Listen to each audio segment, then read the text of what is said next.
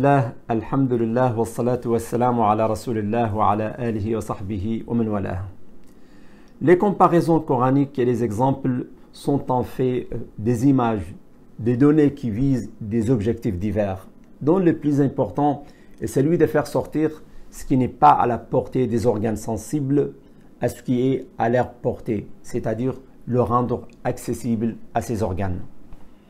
Et parmi les objectifs de la comparaison coranique, la mise en évidence de l'ampleur des châtiments réservés aux gens qui se détournent des messages des prophètes et de ce qu'ils comportent des mises en garde et des menaces. Et parmi les comparaisons coraniques illustrant ce genre de faits, le récit du châtiment du peuple d'Aad, Dieu l'exalté a relaté à ce propos deux comparaisons qui démontrent l'ampleur du châtiment qu'ils ont subi. Et je voudrais partager avec vous aujourd'hui quelques données sur ces deux comparaisons.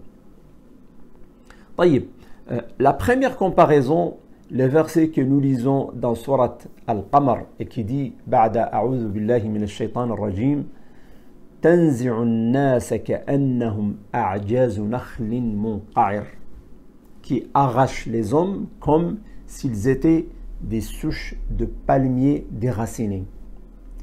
Le peuple d'Aad ont démenti les avertissements qui leur sont parvenus et rien n'y fait, ni avertissement ni menace. Alors Dieu a déchaîné contre eux un vent strident glacial qui dura 7 nuits et 8 jours, au cours desquels ils ont goûté les pires souffrances et les fléaux. Et quand ils ont vu le drame qui s'est abattu sur eux, ils se sont précipités pour creuser la terre et construire des souterrains pour s'abriter de peurs d'autres anéantis et disséminés. Mais la force du vent les a arrachés du fond de ces souterrains et les rejetés à la surface de la terre, terrassés comme s'ils étaient des souches des palmiers évidés. L'auteur de l'Obskil al-Kashaf a dit « Il tombait sur terre raide mort de longs cadavres, grands comme des souches de palmiers. » C'est-à-dire leurs racines sans rameaux, déracinées, découpées de ses origines. On a dit aussi qu'ils ont été comparés à des souches de palmiers parce que le vent coupait leurs têtes et les laissait des cadavres dépourvus des têtes. Ainsi, ce verset béni a comparé le peuple d'Aad gisant par terre, rassemblant à des souches de palmiers coupées qui ont été déracinées de leur sol. Car leurs rameaux disparaissent de leurs feuilles et dispersent et il ne reste que les souches d'origine. C'est pourquoi on les a appelés des souches. Par ailleurs, certains livres d'exégèse ont dit que cette comparaison du peuple d'Aad à des palmiers est due au fait qu'ils avaient de grandes tailles et des corps bien bâtis qui leur permettaient d'affronter le malheur et l'adversité. Et malgré tout ça, rien n'a pu leur épargner le châtiment divin et les souffrances à cause de leur insolence, leur orgueil et leur hégémonie.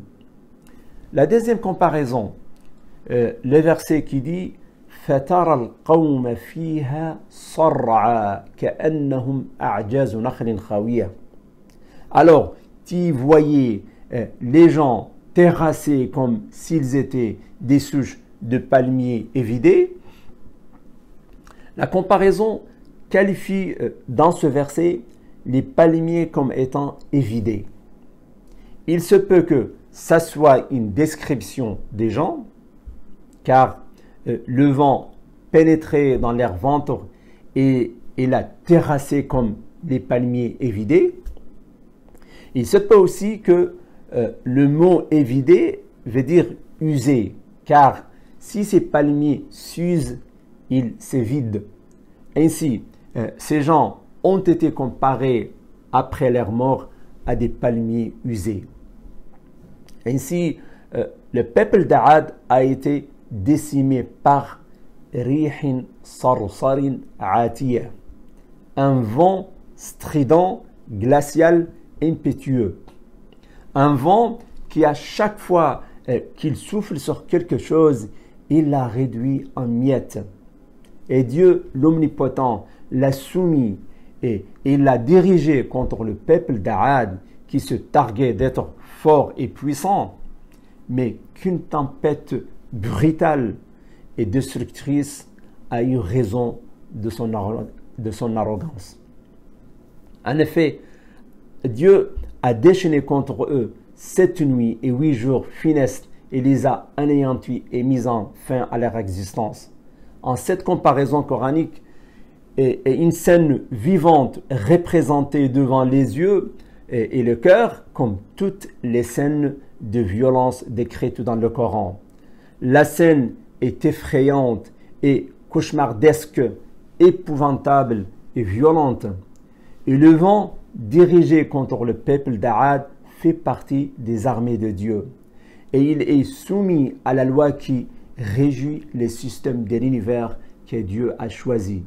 C'est lui qui la dirige contre qui il veut selon sa volonté. Ala lahu al-khalq wal-amru tabarakallahu rabbul alamin. Ala lahu al-khalq wal-amr. Sûrement, c'est à lui qu'appartiennent la création et le commandement. Naam. Tabarakallahu rabbul alamin. Toute gloire à Allah, Seigneur de l'univers. Alors, et nous avons appris et vu depuis une époque récente, à travers les médias, quantité d'informations sur les cyclones, je veux dire, qui ont frappé plusieurs pays, mettant en garde, menaçant et témoignant de la puissance de Dieu à gérer l'univers. Inna fi dhalika la dhikra liman kana lahu qalbun aw alqa as-sam'a wa huwa shahid. Certes, il y a en cela un rappel pour quiconque a un cœur ou qui prête l'oreille avec attention tout en étant témoin. Voilà, et Dieu dit la vérité et guide sur la bonne voie. هذا وصلى اللهم وسلم وبارك على نبينا محمد وشكر الله لكم وسلام الله عليكم ورحمته وبركاته. À la prochaine.